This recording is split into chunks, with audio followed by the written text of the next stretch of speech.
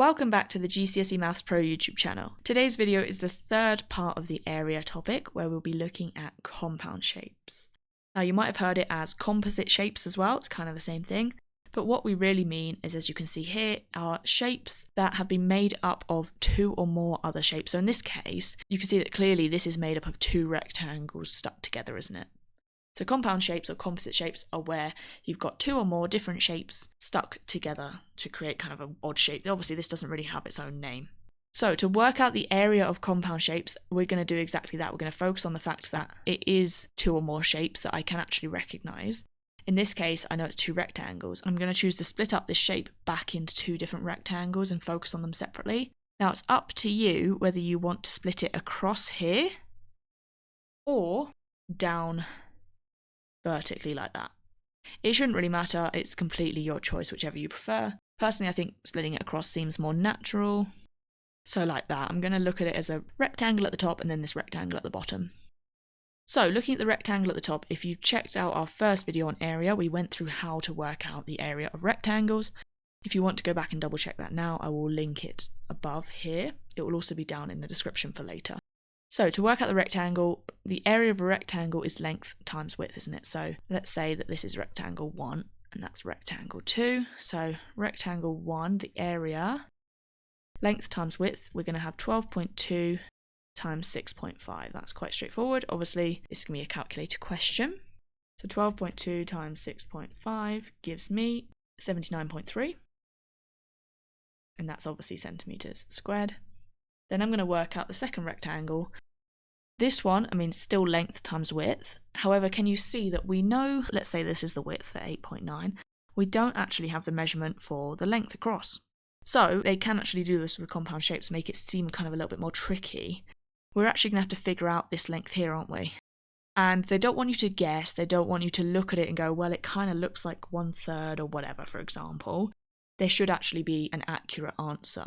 If you've seen our video on perimeter of shapes, you will have probably gone through this over there as well. What I'm going to do, because this is a horizontal side, isn't it? I'm going to focus on all of the horizontal sides. So this side is horizontal, this is horizontal, and then this top one is horizontal. You compare all of these. Do you see how these two horizontal sides that are below, so the one that we want to know in the 7.8, they should actually, if you were to line them up, they would be the same length as the 12.2, wouldn't they?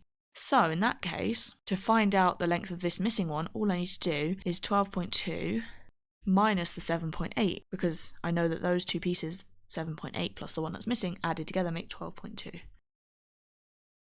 So 12.2 minus 7.8, and that gives me 4.4. Okay, so we're not going to guess, we're going to work it out accurately. So that's 4.4 there. So now I can work out the area of that second rectangle. I know that it's going to be 4.4 times 8.9. Again, put that in your calculator. 4.4 times 8.9, which gives me 39.61. And the last bit is, I've got the two areas separately. What I want to do now is add them together. Okay, because that's effectively what they've done with the rectangles, isn't it? They've just stuck them together. So the last bit is, so the total area is 79.3 plus 39.16, 79.3 plus 39.16, and I'm just going to round that to one decimal place, would be 118.5 centimetres squared, and that's to one decimal place. Okay, so if you have compound shapes, split them up into other shapes that you recognise, work out those areas, and then just add them at the end.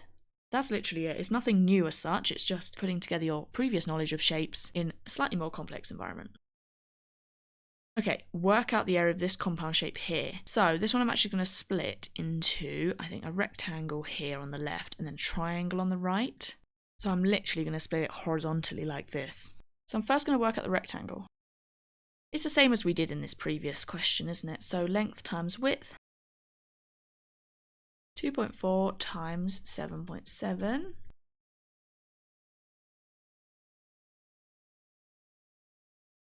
Which gives me 18.48. And then the triangle is number 2. Now this is the bit that is a little bit more complicated again. So the triangle area is base times height over 2.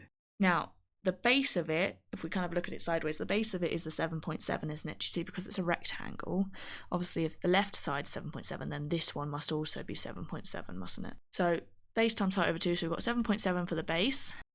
Now the height is the perpendicular height, isn't it? It's not a diagonal side. So the height is this one directly in the middle here, isn't it? So it's kind of similar to the question we just saw. We need to work out that part first, that pink line there.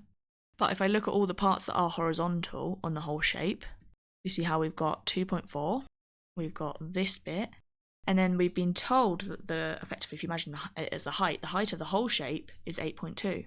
So the bit that we want is just the difference between 8.2 as a whole and then the 2.4. So first of all, we're going to have to do 8.2 minus 2.4 to find the difference. Again, don't guess or assume, you'd actually have to work it out. 8.2 minus 2.4 gives us 5.8. Okay, so that is the height, technically, if we were to look at that triangle sideways. Now, because it's a triangle, I need to do base times height over 2. I need to half it. And again, just put that in the calculator. So 7.7 times 5.8 over 2, base times height over 2, is 22.33. And as we did in the last question, and as we will with all of the compound shapes, once we've worked out the areas separately, we just need to add them together. So the total area is equal to 18.48 plus 22.33, and we'll add them. So 18.48 plus 22.33 gives us 40.81, so 40.8 to 1 decimal place.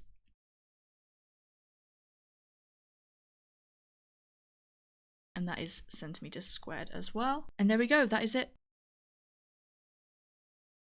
Okay, so this third shape here we have, it's a little bit harder to picture, but it's actually, if I draw a line directly horizontally across, it's actually, again, a rectangle at the bottom, but at the top is a semicircle. So I'm going to label it 1 and 2. We'll start with the rectangle because that is the easiest bit, isn't it? So the area of a rectangle, as we've done in the last few questions, is length times width. 4.6 times 6.7 in the calculator. 4.6 times 6.7 gives me 30.82 centimetres squared. And for the second bit, so a semicircle, we know, if you've checked out the previous video, if you haven't, I'll link it here, is the area of a whole circle and then just divide that by 2. So the area of a whole circle is pi r squared, isn't it? And then in the case of a semicircle, which is obviously half, we'll divide it by 2. So we need to know r, which is the radius. Now this is the bit that we have to figure out. The radius is only halfway, isn't it? So about here across. It's exactly halfway because the centre of the circle would be exactly halfway across there.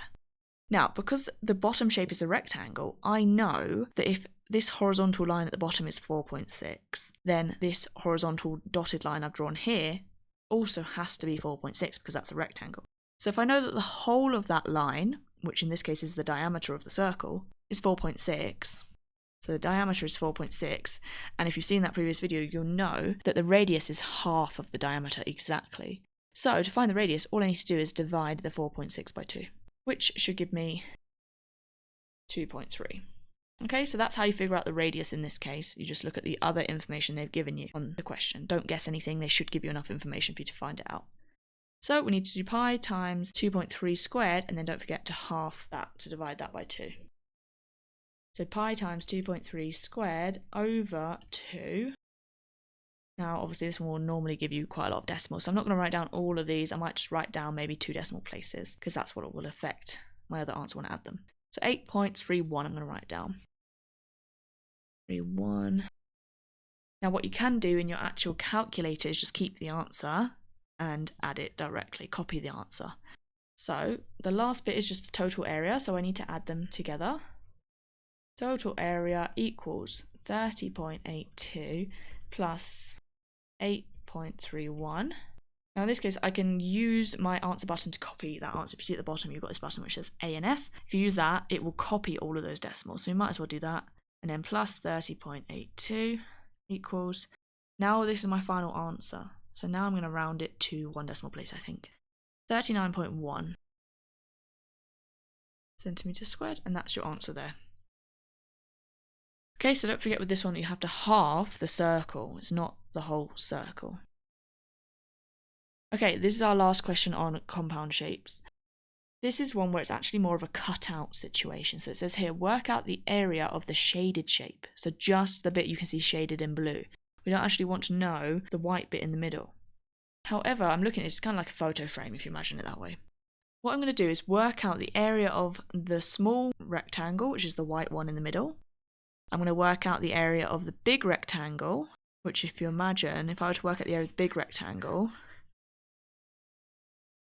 it would be all of that, wouldn't it? It would be all of that including the white bit. So if I can work out the whole of the rectangle, and then I can work out the white rectangle, I can then just take it away. It's like a cutout, isn't it? Subtract it in this case, because there's something missing on the middle. So I'm just going to call it like the white rectangle. Let's work that one out first. So obviously rectangles are still length times width. So you can see here, the white rectangle, we've got the 20, that's fine. However, we are missing the vertical edge. So I'm going to look vertically. I know the whole rectangle, the bigger rectangle, is 35 in terms of the height here. I know that this is 4.5, and in terms of a photo frame, obviously, these would be the same, wouldn't they? So we know that this is also 4.5 down here. So the height that I want in the middle for just the white rectangle is going to be 35 minus 4.5, minus another 4.5, isn't it? So I'm going to put that in the calculator. 35 minus both the 4.5s. Gives me 26. Okay, so I've got 20 times 26, which gives me 520. So that's the white rectangle in the middle, the cutout, if you imagine it like that. Now the blue rectangle, which as I said before, is going to include everything on the inside, so including the white bit. We've got 35 times 27. Now that one they have actually told us directly, so that's quite easy. 35 times 27 gives me 945. So in this case though, just be careful because we're not going to add them together now, are we? Because they're not two separate rectangles added together. It's clearly that we've got one rectangle and then we've cut out the middle bit. So we've actually lost the area of that white rectangle. So the total area of this photo frame, if you imagine it like that, is going to be 945 minus 520 minus the cutout. Because all I want is the shaded area, not the whole of the inside of that whole blue rectangle. 945 minus 520 is 425, and now that is your final answer. 420 is just the shaded area. So just double check if you've got the scenario where it's compound shape in terms of two things or three things stuck together additionally, or if it's actually a cutout situation where you're going to have to work out both areas but then subtract. Okay, so that covers a few different examples of compound shapes. The next video is working out the area of a trapezium. If you found this video helpful, make sure to like and subscribe, and leave down below any questions or comments you might have.